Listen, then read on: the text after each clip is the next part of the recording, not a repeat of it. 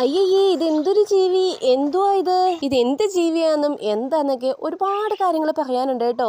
രാവിലെ മുറ്റം ഓടിക്കാൻ ഇറങ്ങിയിട്ടുണ്ടെങ്കിൽ ഇതുപോലെ ചെടിക്കകത്ത് കിടക്കുന്ന കരികിലകളൊക്കെ നമ്മൾ പെറുക്കി കൊടുക്കും. ആഴ്ചയിൽ 2 വട്ടമെങ്കിലും ഇങ്ങനെ ചെയ്തില്ലെങ്കിൽ ആകെ മൊത്തം അലങ്കോലമാകും കേട്ടോ. അങ്ങനെ നമ്മുടെ വിങ്കാർ ഹൗസിൻ്റെ ചോട്ടിൽ പെറുക്കി കളയാൻ വേണ്ടി വന്ന വഴി ഒറ്റ അലർച്ച. എൻ്റെ അലർച്ചയുടെ ബാക്കി ഭാഗം ഫുള്ള് മ്യൂട്ട് ചെയ്യേണ്ടി വരും കേട്ടോ. കാരണം കെട്ടിയൻ്റെ വായിന്ന് കേട്ടതിന് ഒരു കണക്കും ഇല്ലായിരുന്നു. ഞാൻ എന്തിനാ കരങ്ങിയെന്നല്ലേ.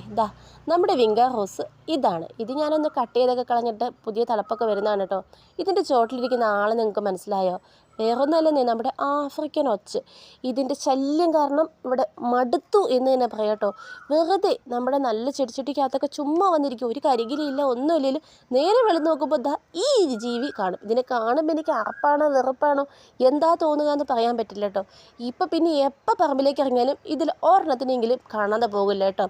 1000 എണ്ണം കുഞ്ഞെങ്കിലും ഈ ഒരു ജീവിക്ക് ഉണ്ടായിട്ടുണ്ടായിരിക്കും. ഇത് ഇത്രയായപ്പം 1000 ഒക്കെ വളരെ കുറവാണ് കേട്ടോ.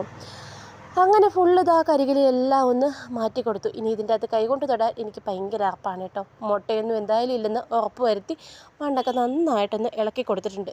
ഇനി ഈ ആഫ്രിക്കൻ ഒച്ചിനെ ഇതിനെ കൊല്ലുക തന്നെയാണ് ഏറ്റവും മാർഗം. ഇതിൻ്റെ തോട് പൊട്ടാൻ പാകത്തിന് ഇതിനെ കൊന്ന് തന്നെ കളയണം കേട്ടോ.